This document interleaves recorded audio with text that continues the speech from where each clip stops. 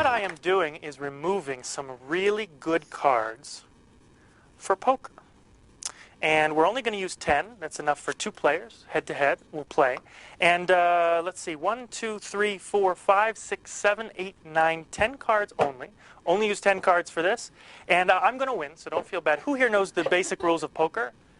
Scotty, you know the basic rules of poker? Here's what's going to happen. I'm going to let you make every single decision. And despite making every single decision, I'm going to win this game. All right? So Okay, I won't bet. You don't want to bet? Money on the table, man. Who's going to bet? Who wants money? No. It's okay, Scott. The first round is free. That's fine. I'm going to deal cards like this, one at a time. Okay. I'd like you now to just slide any one you like toward yourself. That'll be your card. Excellent. And do the same thing for me. Slide any one toward me. That's my card. And you get to choose both mine and yours. One more time. Slide one toward yourself. Now, you may not think I'm influencing you, but just the way I deal one nearer to you, you might think, I'm more likely to take that card, or you're more likely to push one toward... Thanks. Thanks for that. Making it really hard for me. Great. All right, I'm changing the... I got 3 now. You get even more control. I'd like you to slide any 2 toward you. Oh, last minute change. He had to do that. And any 3 toward me. Any 3? Oh, did I say 3? Let's try that again. Any 2 toward me. That's more. There are 2 cards left. You realize if right now I had him slide 1 toward each of us, he would have made every decision. But if I win, it's like flipping a coin. You didn't get to see any of the faces of the cards, right? It'd be much more interesting if I did this. Because now you know what one of the cards is. King's a pretty good card for poker, but depending on what you've got in your hand. But if I did this, it would make it even more interesting. That's a much better card. But depending on your hand. Tell you what, I'll let you look at your hand. I won't look at mine. Go ahead and pick up your 4 cards and pick the one that helps your hand the most. Oh, strange decision. Okay.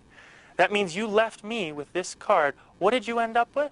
Full house, 7's full of kings. Whoa, that's a sweet hand. Yeah, I bet on that. The only hand that...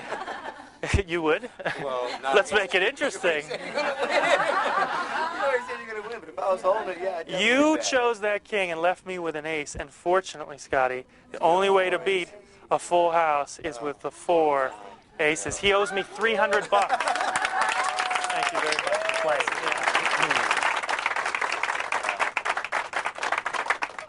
Thank you. Well, as a magician, people ask me all the time, how do you make money? And the answer is Kinko's. Because I have found if you go to Kinko's, they've got a special kind of photographic paper. I don't know if you've noticed this. And you can use this special paper to make money. If you fold it once, I don't know if can you see a very faint image starting to form there? If I fold it again, see a very, very faint image starting? See another, it's getting a little darker. Do you see that getting a little darker? See how it's getting a little darker? And a little bit darker? And a little bit darker? And now I've got some money. And there you go. You can have that. There you go. All right. The problem with a lot of prediction tricks in Magic is that you don't know what the prediction is until it's oftentimes too late. It's really late in the trick when they tell you. I'm going to come out right up front and say that you are going to stop me at the 10 of diamonds, okay? Now, I don't want you to look for the 10. I want you to say stop whenever you want. I'm going to deal through the cards just like this. And I won't talk as I deal, so it's not one of these psychological things. When I stop talking, you say stop. I'll be completely silent, and you say stop whenever you like. 10 of diamonds is my open prediction. Stop. Whoa, right here. Okay. Now, you stopped exactly at this card, but I'm going to let you change for the 2nd or the 3rd if you want. You can go 1st, 2nd, or 3rd. It is completely up to you. 2nd. Ooh, a last-minute change. You didn't want the 7 of spades. You didn't want the ace of diamonds. You wanted that one there. Yeah. And you could have stopped at the ace or the 6 or the 8 or the 9, any one of these cards. I don't see... Oh, I see a 10 of hearts. That was close. Good for me. Good for me. You said stop at one card. I said it would be the 10 of diamonds. The 10 of diamonds.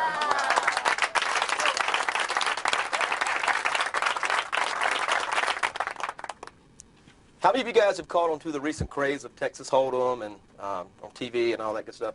Well, even if you play cards now, you can play online. You can play online with someone across the country and play in real time and stuff like that. So the reason I state this is because gambling has really advanced in the last few years. Well, I want to show you some old methods of gambling and some new methods of gambling. Now, do you play cards at all? I have. You have? How many times? Old Maid, Goldfish. I was a rummy player. Oh, really? Okay, cool. Well, what's the best 4 of a kind in a deck of cards? Ace. Aces. Let's see if I can get the 4 aces. That should be 1, 2, 3. And that should be all 4 aces, okay? Yeah. Yep. And the reason I paused that 1 second is because I was almost off by 1 here. And if I would have went 1 deeper, I would have missed. Over here you can see I missed if I would have went a few deeper. And I had a few off here, okay? But I did get the 4 aces, and that took a few years to learn. That's an old method of gambling.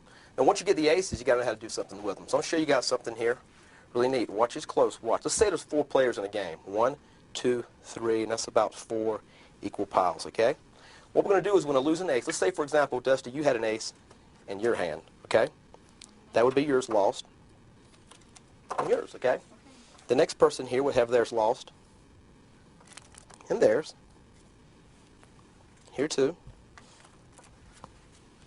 And this one also, okay? Watch close. Now the object is to be able to find those aces. And I'm going to try to do it without looking. So watch close. There should be 1, okay? That should be 2.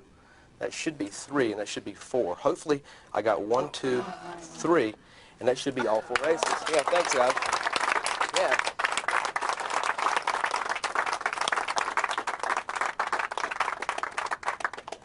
That's an old method. And let me show you one more thing.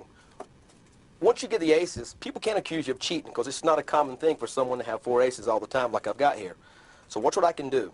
I can take the aces and I can do what's called mucking. What I mean by mucking is switching cards out in play. There's 1, there's 2, there's 3. Right in front of your eyes, I just did the famous 3-card muck. I switched 3 aces away. I really did, actually. Completely gone.